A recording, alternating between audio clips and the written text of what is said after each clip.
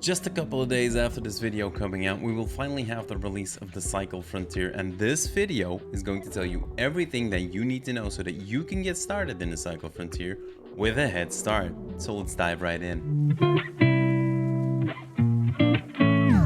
The Cycle Frontier is a PvPvE loot-based shooter that has a core gameplay loop that is very similar to Escape from Tarkov, where before the game starts you choose a loadout and then you drop into the map either solo, in a duo, or in a squad of 3 people maximum. On this map you'll be able to find all kinds of loot, from scavenging, prospecting, which is basically mining, and of course killing things, killing creatures, and of course killing other players and stealing their stuff. But of course none of this stuff is yours until you safely get out of the map again through one of your available evac points. Now, just a little bit of advice, guys, because whenever you're approaching your evac, make sure that you approach your evac carefully and be on the lookout, because a lot of people that play the Cycle Frontier also have a secondary hobby, which is going camping, and they have found that they can also kind of do that in the game, and now they've made a habit out of pitching their tent close to an evac, which is weird, right? After getting out of the map, you will want to sell your freshly acquired goods, and you can do that to one of the 3 factions vendors. There are 3 factions in the game who each have their own distinct identities. First up is the Corliff faction, who are primarily the mining corporation kind of guys in the game. Second, there's the ICA, which is basically the Citizens Police Force of Fortuna 3. And lastly, there's the Osiris faction, aka the faction of crazy scientists with an attitude. If you don't believe me, make sure to listen carefully to the voice lines of the Osiris representative, for example, when you're trying to buy something. Each of these 3 factions will also offer you their campaign missions, and also next to that you'll be able to pick up one-off tasks. All of this for a proper reward, of course. Important to know is that you can have a faction campaign mission active for each of the 3 factions at the same time, and you can also have 1 job active per faction. That means that you can have up to a total of 6 objectives active every time that you drop into the map. So make sure you are optimizing your time on Fortuna 3 by usually having 6 of these available.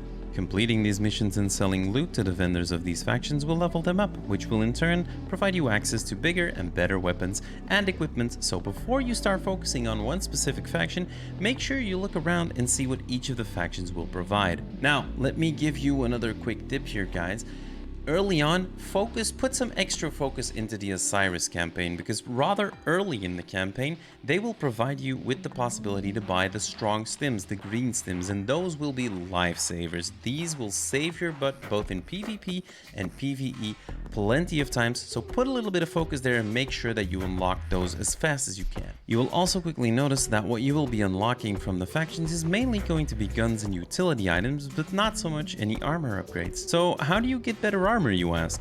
The answer to this is going to be the crafting station that we can find in the middle of the station, as this is where we will be able to craft better armor pieces with items that we will need to find on Fortuna 3. You will also be crafting your bigger backpack here, as well as your weapon attachments.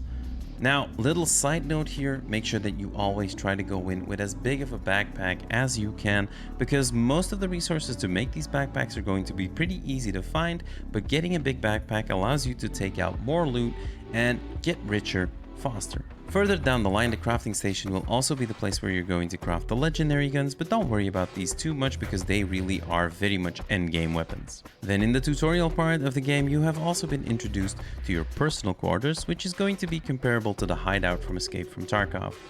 You will have several facilities there that you will be able to upgrade, providing you with extra benefits like daily care packages, passive K-mark income, passive Aurum income, etc, etc.